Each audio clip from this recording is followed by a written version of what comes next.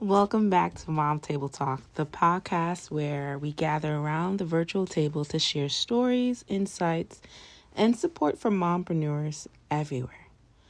But you don't have to be a mompreneur. You can be a mom who's working 9 to 5 in a leadership role. We're all moms, but we're here to support each other. I'm your host, Kai, and I'm thrilled to be back with you for another empowering episode. So, before I get started, I want to take a moment to welcome back all my wonderful listeners. Whether you're a seasoned mompreneur, a new mom navigating the challenges of entrepreneurship, or somewhere in between, I'm honored to have you join me on another conversation filled with inspiration and support here at Mom Table Talk. I am your host, Kai, and I have provided this podcast where we gather around the virtual table to share stories, insight, and support for all moms everywhere. I want to hear from you and our listeners. So one of the things I love the most about Mom Table Talk is a sense of community and connection that I strive to share with one another. And if you have any questions, a topic you would like to discuss, or a story you'd like to share, now's your chance. You can submit your questions or topics anonymously through the website or social media channel, and I'll address them in future episode. So whether you're struggling with work-life balance and navigating the challenges of starting a business with a growing family, or just looking for support and encouragement, I'm here for you. Now, I do want to dive into today's topic and explore how to best transition into a growing family as an entrepreneur. This was an anonymous question, and I'm excited to share the insights, tips, and advice to help navigate this exciting yet challenging journey.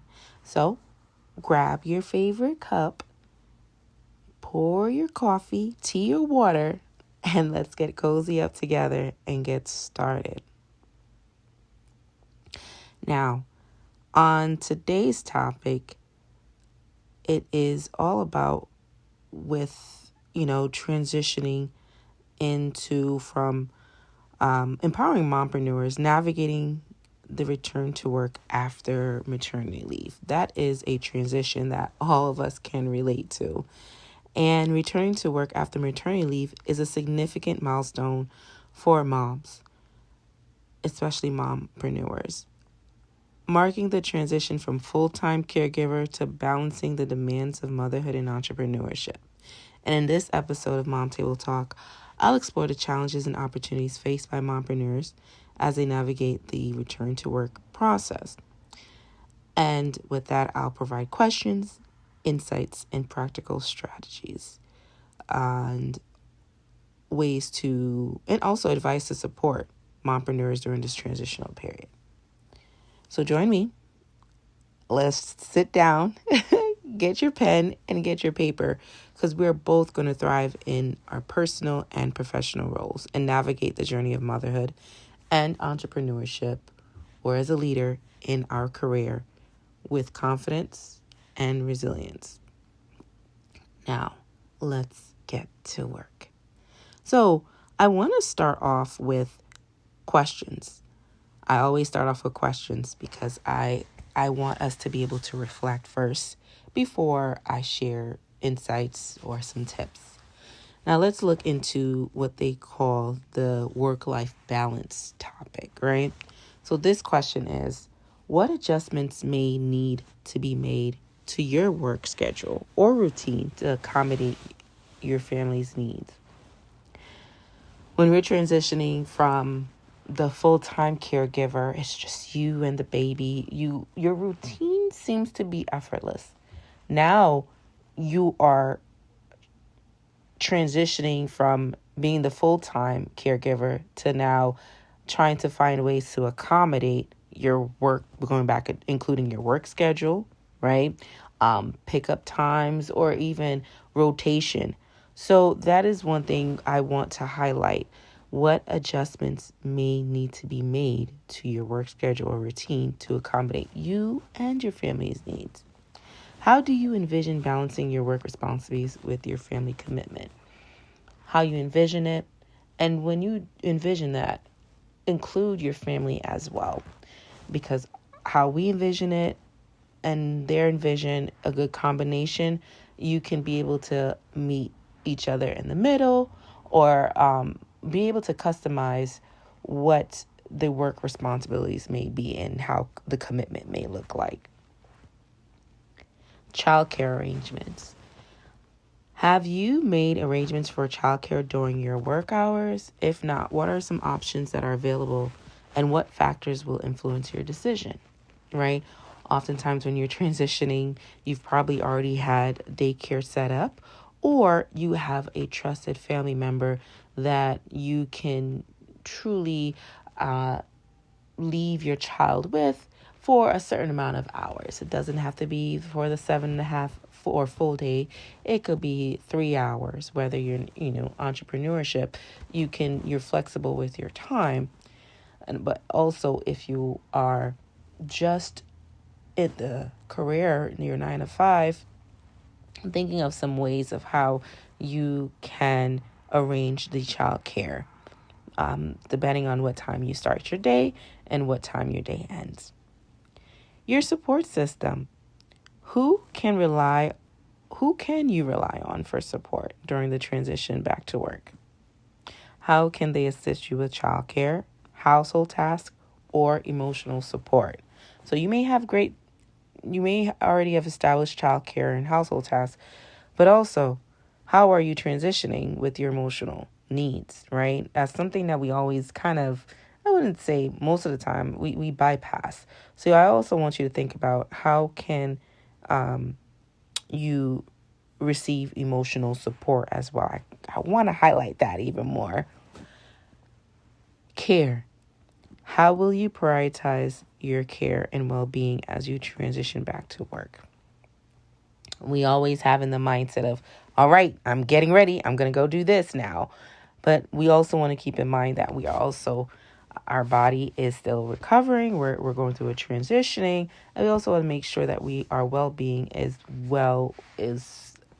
I wouldn't say top tier, but it's a priority, because whether you are breastfeeding or you need much energy to be able to be available for your child, as also for your family as well. So your care is important as you transition back to work. And what activities or practices help you recharge and maintain wellness balance, your balance? The next focus is communication. Are there any accommodations or adjustments you need in your work environment to support your transition back to work? How will you communicate your needs and boundaries to your family members, your colleagues, your employer, or even to yourself? Oftentimes we have to tell ourselves, this is my boundary, right? So communication is essential during this transition time. Emotional preparedness. How do you feel about returning to work after maternity leave, moms?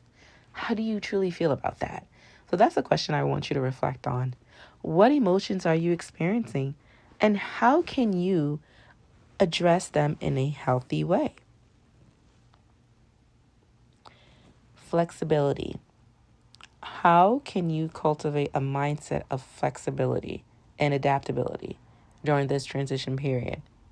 Are you open to adjusting your expectations and plans as needed to accommodate the unseen, unpredictable nature of your work life, your parenthood? There are things we have set in stone, but when things come up, how flexible are you? Are you willing to adjust your expectation, your plans? So that's something I want you to think about. Now let's reflect. Take time to reflect on your values, your priorities, and goals as you navigate this transition. What do you hope to achieve personally and professionally in the coming months? In this Empowering Mompreneurs, navigating the return to work after maternity leave, I want us to be able to be positive and realistic about highlighting our experiences, our challenges, our goals and values, right? Being a mom, our profile, it captures our journey of motherhood, entrepreneurship, while striving to create a meaningful life for ourselves and for our family. And when we understand what we do and why we do it, there's a sense of a way for us to realize that I shouldn't really be hard on myself, right? And one of the things the topic of focus was talking about was flexibility. And I truly want to share some advice on ways to embrace our flexibility. Understanding that your priorities may shift as your family grows. And that is okay.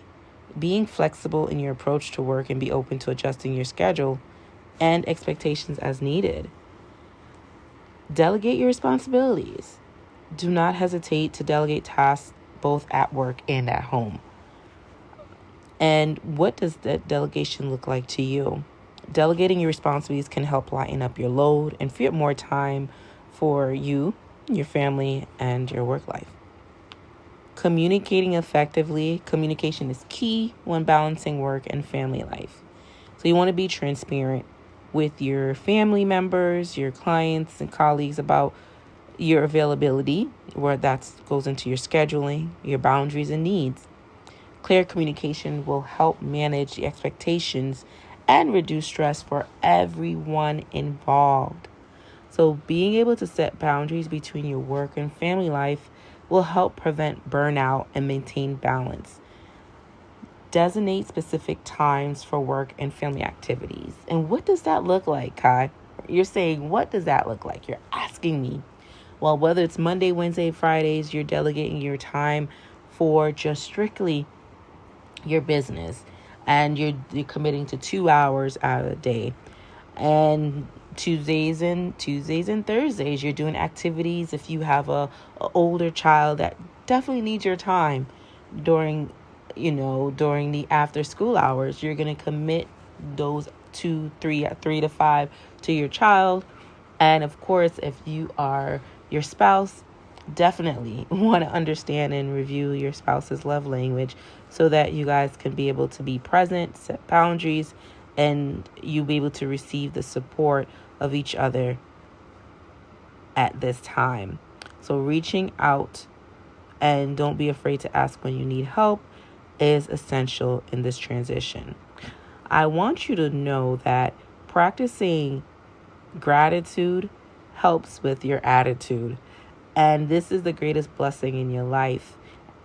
Creating new milestones, having a new addition to your family, creating new projects professionally. This attitude of gratitude, both professionally and personally, allows you to focus on the positive aspects of your life. It helps you maintain a positive outlook and navigate any new situations, circumstances, and new addition with resilience and confidence. So be kind to yourself. Remember that you're doing the best you can in this rewarding role. It can be demanding, wherever you place it as both a mom, a career woman, and entrepreneur. Being kind to yourself. This is transfers to both your role in leadership and in motherhood. So always take a step back and don't be too hard on yourself when things don't go as planned. And give yourself grace and the compassion as you navigate in this journey of motherhood and entrepreneurship. And as we effectively navigate this transition into a growing family while continuing to pursue your entrepreneurial dreams, when you do this with confidence and resilience, you're able to find ways how to create a routine, set realistic expectation, communicate openly, Delegate, take advantage of technology, right? Pre-planning, pre-scheduling, using productivity tools and apps to help you stay organized while you're being present in the moment. And you're being flexible by understanding things that may not always go according to plan, but you're able to adapt and celebrate achievements, both no matter the size. You're able to acknowledge and give yourself credit as both a mom and a businesswoman. So being able to celebrate the wins, the size of the wins, and knowing that you have a supportive network. So surround yourself with strong support network of family, trusted family and friends, and fellow mom entrepreneurs that you can seek to offer for encouragement, guidance, and assistance when needed. Don't be afraid to ask. You'll never know who you meet and will be able to provide value. And prioritizing your value and goals. Take the time to reflect on your values and goals as both a parent and an entrepreneur. What is most important to you in both areas of your life? When you're able to clarify the priorities, you are able to be intentional about how you allocate your energy, your time, and you're intentional with your decisions. That is key. That is truly essential, right? So with being flexible, it requires you to be patient. And when you're navigating the return to work process for moms who are in leadership roles, entrepreneurship, or career fields, while planning to, this is if you're planning to breastfeed, it requires careful planning, support, and flexibility. See, I'm highlighting that again. So let's look into step-by-step guide to help manage this transition and maintain a routine balance. Planning ahead. So start planning for your return to work during your maternity leave. That helps you creating that routine, seeing how it's going to be, practicing how your time is, setting the timer of how long it's going to take for you to leave the house, preparing for childcare arrangements, your pumping schedule, right, and work responsibility. And if you're working from home, see how long it takes for you to get from your home to your job and returning from your job to home, and what tools or supporting equipments you may need to help as you transition, right? So the regular lunch bag you have, you might need some with that is accommodating for the breast milk for storage, right? And I also want to note, do not forget your breast milk once you pump at work. You want to return. So as you are wrapping up, before you clock out, you go ahead and you get that bag. You get the bag out of the fridge so that when you're leaving, you don't have to remind yourself or have that moment of, oh my gosh, I forgot the milk. But just give yourself grace even if you forget, because it happens. But another hack I want to give you is set a timer. Set a timer in your clock and, and put or schedule in your calendar, get the milk out of the fridge, right? Those tools will help you to ensure that you are planning ahead. Communicate with your clients, your employer about your plans to breastfeed and discuss accommodations that may be needed, such as a private pumping space or flexible work hours. So if you know the time that you usually pump during your maternity leave, don't schedule your clients or do not schedule meetings around that time, because if you do, what may happen is that your breast, it may get filled up and you begin to leak, and you're just kind of throwing your body off.